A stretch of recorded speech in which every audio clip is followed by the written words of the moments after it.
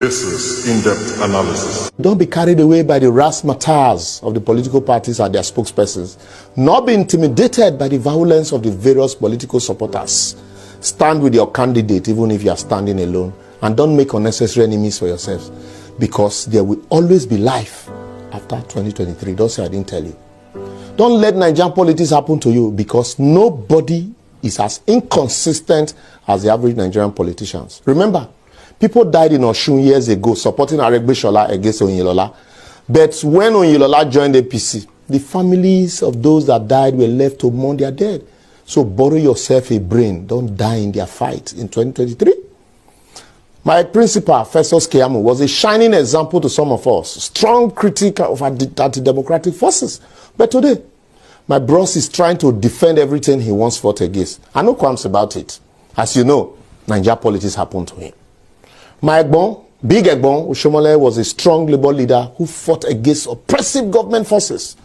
But unfortunately today, he's among the government forces oppressing workers with hunger and ASU with no work, no pay. My dear, may Nigeria politics not happen to you like that. Remember, Godswill Akpabio was in PDP for 19 years, asking party leaders to come take 1 million naira for Mr. Biggs, their common governor. But when he moved to APC in 2018, it suddenly informed us that PDP destroyed the country. You see, once Nigeria politics happen to you, you lose your senses. I don't even want to talk about Femi Fani-Kayode, as his notoriety for political prostitution has been taken judicial notice of by everybody, including you. Nigeria politics didn't happen to him. In fact, nothing happened to Nigeria politics. Tinubu joined AD, became a governor, abandoned them and formed AC, metamorphosed into ACN, and subsequently formed an alliance with strange bedfellows to form APC. Went around the country selling Buhari as a warlord and messiah that will solve the structural, economic, and security deformity of Nigeria.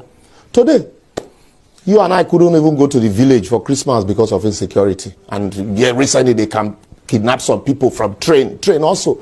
Yet today he's campaigning to build on the achievement of Buhari. I want to ask, which achievement? Banditry, hunger, kidnapping, general insecurity, or poverty? I leave you to answer that. That is if Nigerian politics never happened to you. Godwin Obaseki and his deputy Philip Shabu were in APC from inception, only to move into PDP. And today we open their mouth to criticize APC and the people.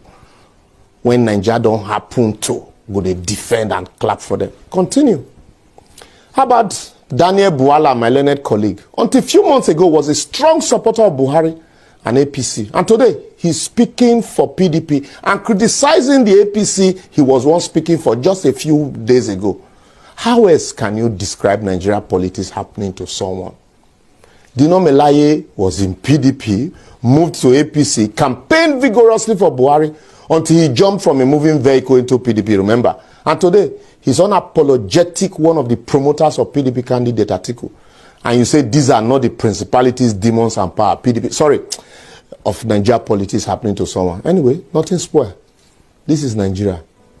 Atiku was in PDP, moved to ACN, from there back to PDP and to APC, and now PDP.